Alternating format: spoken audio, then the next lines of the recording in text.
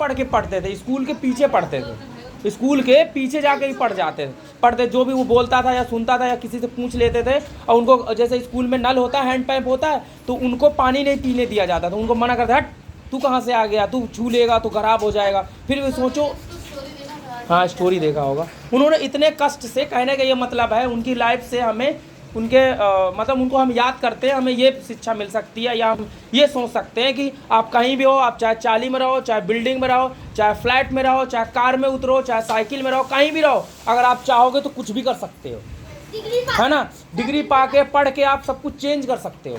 उनके पास कुछ नहीं था, उनको लोग छूते नहीं थे, हट तू कहाँ का है, तू बहुत गंदे इंसान है। लेकिन उन्होंने हमें ये संदेश दिया, हमें ये बोला, हमसे ये बोला कि उनकी लाइफ से हमें यही सीखने को मिलता है कि हम कुछ भी कर सकते हैं, अगर पढ़ोगे अच्छे से करोगे तो आप सब बराबर। चेंज कर दिया उन्होंने, जो आज हमारे देश में आज हो रहा है उन्होंने बहुत पहले बोल दिया था। उन्होंने जब भारतीय संविधान बनाया तो उन्होंने ये कहा कि जो मैं संविधान बना रहा हूँ, जो मैं संविधान बना रहा हूँ, तो उसको अगर चलाने वाले अच्छे होंगे तब वो अच्छा रहेगा।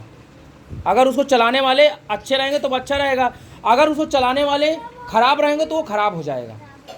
कहने का ये मतलब है, कोई अगर लाइन लिखी होती कि ऐसे हमें रोड के लेफ्ट साइड में चलना चाहिए, अगर हम रोड के लेफ्ट साइड में चल रहे हैं तो एक्सीडेंट नहीं होगा, मे भी नहीं होगा, हम ज़्यादातर सेफ रहेंगे।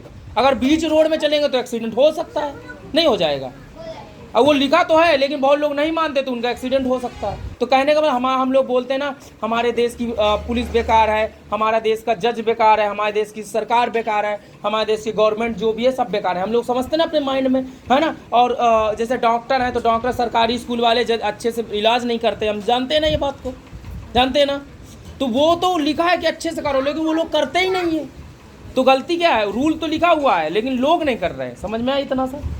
देखो उन्होंने जब भारतीय संविधान बनाया, हमारा भारतीय संविधान उनके हाथों का या उनके द्वारा बताया हुआ कहाँ रखा हुआ, पार्लियामेंट में रखता है। इंडियन गवर्नमेंट जो मोदी जी जहाँ बैठते हैं, जहाँ पे राष्ट्रपति द्रौपदी मुर्मू बैठती हैं, ये जितना ज़्यादा मुख्यमंत्री है, चीफ मिनिस्टर है, जितना पुलिस है, जितना आर्मी है, जितना बैंक सिस्टम है, जितना सारा चीज़ें हैं, सब किसने बताया, ज़्यादातर बताया बाबा साहब ने। बाबा साहब किसने बताया, हमारा भारतीय संविधान, हमारा भारतीय संविधान कम से कम बहुत सारे देशों को मिला के एक बना हुआ। किससे, बहुत सारे देशों का मिला के। जैसे हमारे यहाँ नहीं कहते कि वो इंसान अच्छा है तो उसकी क्वालिटी हमें अपनाना चाहिए, वो इंसान अच्छा है तो इसी तरह बहुत सारे देश हैं हमारे पृथ्वी में। चुप, हमारे देश में बहुत सारे, हमारे पृथ्वी में बहुत सारे देश हैं।